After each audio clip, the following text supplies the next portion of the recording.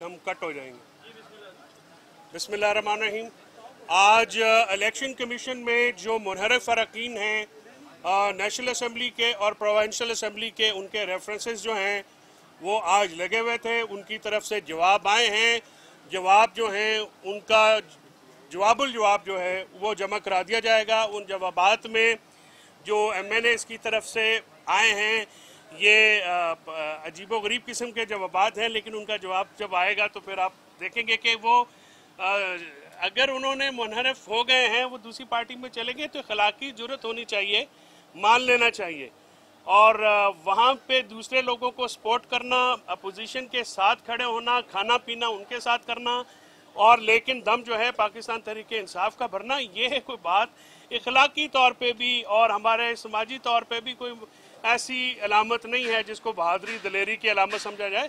ये बुज़दिली की अलामत होती है। MPS का केस में ऐसे मैंने अर्ज़ किया कि आज इलेक्शन कमीशन में हमने ये फ़र्क जो है दोनों केसेस का आवाम को भी ये ज़रूरी है बताना। MNAs के केस में क्योंकि वोटिंग नहीं हुई है तो वो थोड़ा सा फ़र्क है, लेकिन MPA जो कि पंजाब असम्बली के 26 अरकान हैं, मुनहरफ अरकान हैं 25, उसमें खालिद लोन साहब का उन्होंने आज आके कहा कि उन्होंने वोट नहीं डाला तो उनके खिलाफ जो रेफरेंस है, क्योंकि वोट कास्ट नहीं हुआ तो उनके खिलाफ रेफरेंस जो है प्रेस नहीं किया जाएगा। बाकी जो लोग हैं उन लोगों ने असेंबली के रिकॉर्ड पे भी, तस्वीरों में भी और जाके वोट डाला है। जिस तरह से आर्टिकल 63A को डिसरिगार्ड किया गया है, वायलेट किया गया है इन अरकान की तरफ से, अपने हलफ को जो है वायलेट किया गया है, आइन को जो है और कानून को उसकी पाबंदी करने के बजाय उसकी धज्जियां उड़ाई गई हैं।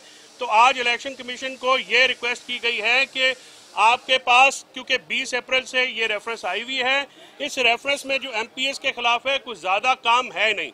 एक ही सवाल है कि क्या वोट जो है वो उन्होंने कास्ट किया है।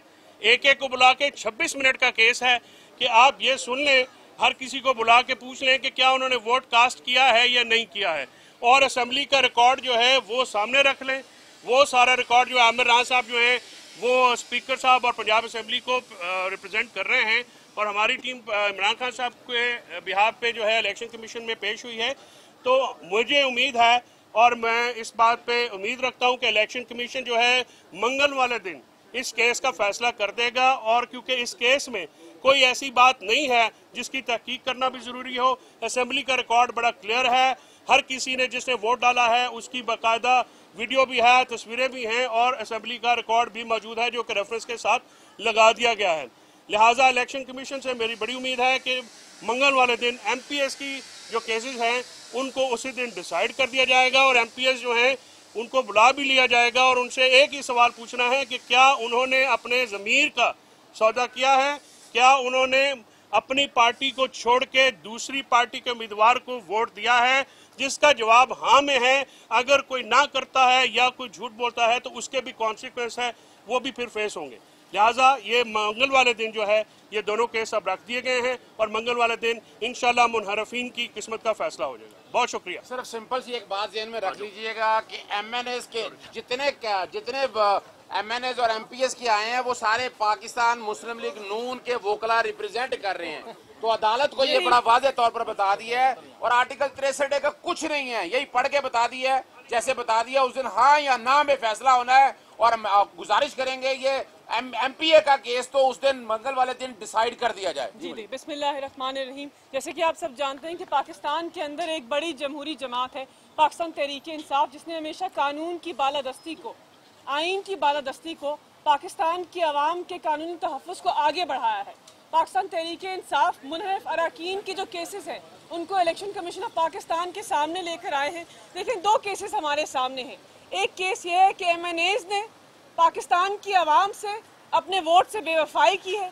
ये केस सामने है कि MNAs ने सिंध हाउस में इफ्तार पार्टीज, डिनर पार्टीज और बहुत सारी चीज़ों के अंदर शमूलियत की है।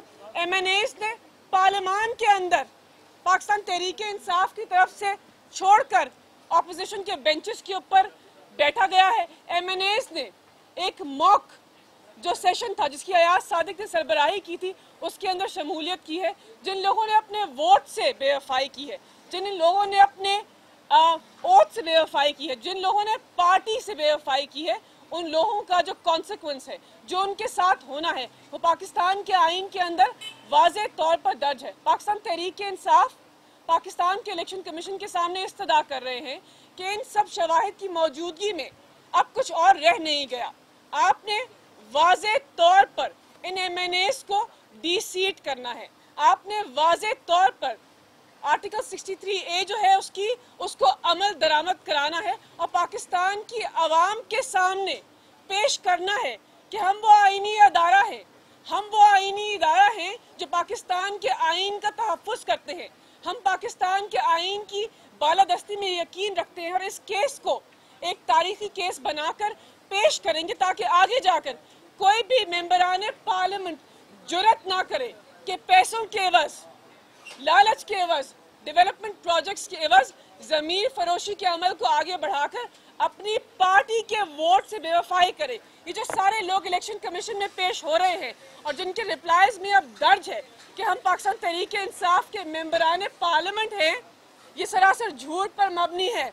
आपने बता दिया है कि हम बेवफा हैं, आपने बता दिया है हम ज़मीर फरोश हैं। ज़मीर फरोशी के बाद आज आकर हमें बताते हैं कि हमारी पार्टी के मेंबरान हैं। हम इसका वाज़े तौर पर मंगल को जवाब देंगे और इनको कटहरे में खड़ा करेंगे और इंशाल्लाह इनको कैफरे किरदार तक पहुंचाएंगे। जो पंजाब असेंबली का केस है वो तो बिल्कुल वाज़े है। वहाँ पर 25 MPAs ने आइन शिकनी कर ज़मीर फरोशी के अमल को आगे बढ़ाकर MPAs ने अपने वोट को कास्ट किया है। हमजा शहबाज जो बेल के ऊपर है, जिनके ऊपर अरबा रुपए के करप्शन के केसेस हैं, उस आदमी को गैर कानूनी तौर पर चीफ मिनिस्टर पंजाब बनाने में हमारे MPAs मुतहरिक थे। पाकिस्तान तहरीक-ए-इंसाफ एज अ जमात और पाकिस्तान की आवाम ऐसे लोगों को कभी माफ़ नहीं करेगी। आपको आईनी तौर पर अपने केस का सामना करना पड़ेगा, उसके साथ साथ अपने हलकों के अंदर भी पाकिस्तान की आवाम के सामने भी आप जवाबदेह हैं। पाकिस्तान की आवाम बारहा आपसे पूछ रहे हैं कि आपने इमरान खान की शनाख्त के ऊपर, इमरान खान के वोट के ऊपर, इमरान खान के मंशूर के ऊपर इलेक्ट होकर आए थे, आपने इतनी जुर्रत दिखाई है कि आइन शिकनी की है, तो इतनी जुर्रत दिखाएं, इतनी इखलाकी जुर्रत दिखाएं कि अब यहाँ आकर वाज़े तौर पर कहें कि हाँ हम वो MPAs हैं जिन्होंने कानून तोड़ा है और हम डी-सीट होकर अवाम की अदालत में जाने के लिए तैयार हैं। दिखाइए इखलाकी जुर्रत। इलेक्शन कमीशन की तकनीकी बुनियादों के पीछे ना छुपिए, वाज़े तौर पर सामने आइए, जुर्रत पैदा कीजिए, हिम्मत पैदा कीजिए और सामने आकर अपने केसेस का मुकाबला करें। मंगल के रोज ये दोनों केसेस फिक्स्ड हैं। पाकिस्तान तहरीक-ए-इंसाफ मुदल्लल तरीके से अपने दलाइल पेश करेंगे, आइन और कानून की रोशनी में इन केसेस को कैफरे किरदार तक पहुंचाएंगे अपनी पार्टी के मेंबरान के सामने और पाकिस्तान की आवाम के सामने। इंशाल्लाह मंगल के रोज हम सुरखरू होंगे। बहुत शुक्रिया।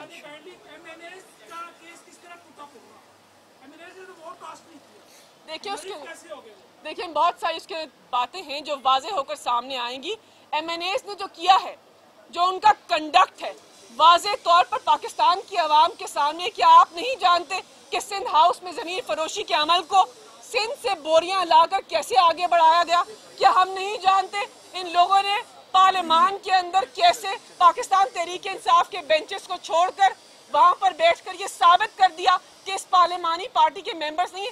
सब चीजें शवाहिद के साथ, ट्रांसक्रिप्ट्स के साथ, इनके इंटरव्यूज, इनके रिकॉर्ड्स पाकिस्तान की आवाम के सामने, इलेक्शन कमीशन ऑफ पाकिस्तान के सामने पेश होंगे और वाज़े तौर पर हमें उम्मीद है कि ऐसे लोगों को कैफरे किरदार तक पहुंचाया जाएगा। ऐसे लोगों को मंडे को भी पाकिस्तान के सुप्रीम कोर्ट में एक बहुत ही अहम केस लगा हुआ है, उस केस का फैसला आएगा इंशाल्लाह। मंडे को जब आइन की तशरीह होगी तो ये लोग ताहयात नाअहल होकर पाकिस्तान की आवाम के सामने पेश होंगे। उसके बाद इनके सियासी फ्यूचर का फैसला होगा।